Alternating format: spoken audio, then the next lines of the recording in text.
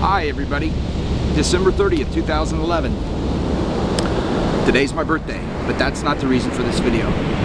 I'm not here to ask for anything, it's what I could possibly give to you. 2 years ago, a little less than 2 years ago, I met a young man in Liberal, Kansas. It was about 60 miles from where I lived in Elkhart, Kansas at the time.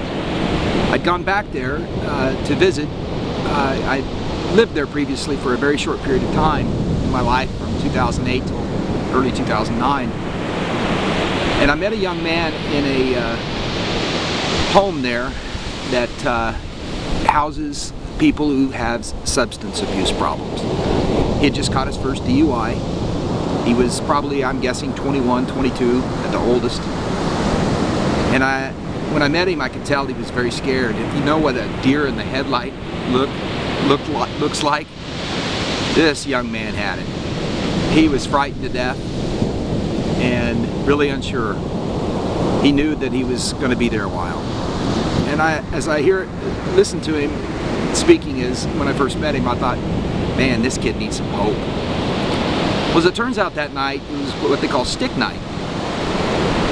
And the house manager passes around sticks. It looks like a tongue depressor.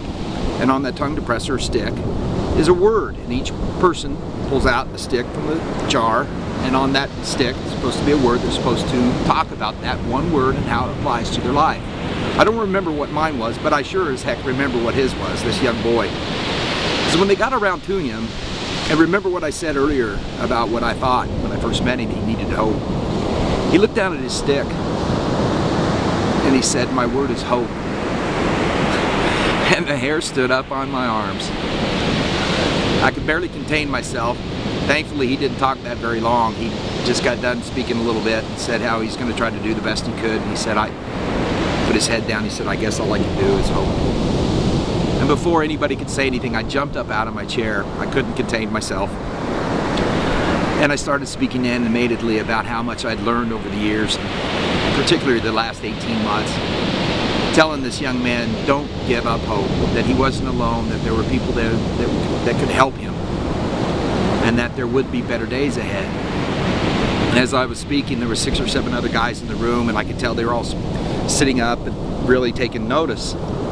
As I got done, a couple of them clapped, and it was just a really, really warm feeling in the room. And I looked over at the kid, the young man, when I got done, and I could tell his eyes looked different.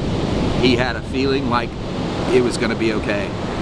So my message to you today is, all of you out there, as you close out 2011, whatever your situation is, personally, financially, emotionally, relationships, jobs, whatever it is, don't give up hope. It's one of the reasons why I'm here right now, is hope, in addition to many other things that I've learned. I never gave up hope. Hope never dies. So take that in with you in 2012, your families, your loved ones. I wish you all a happy new year. And again, thank all of you who've extended birthday wishes to me today. And thank you to those of you who've donated to the cause that I set up to help widowed parents with surviving dependent children.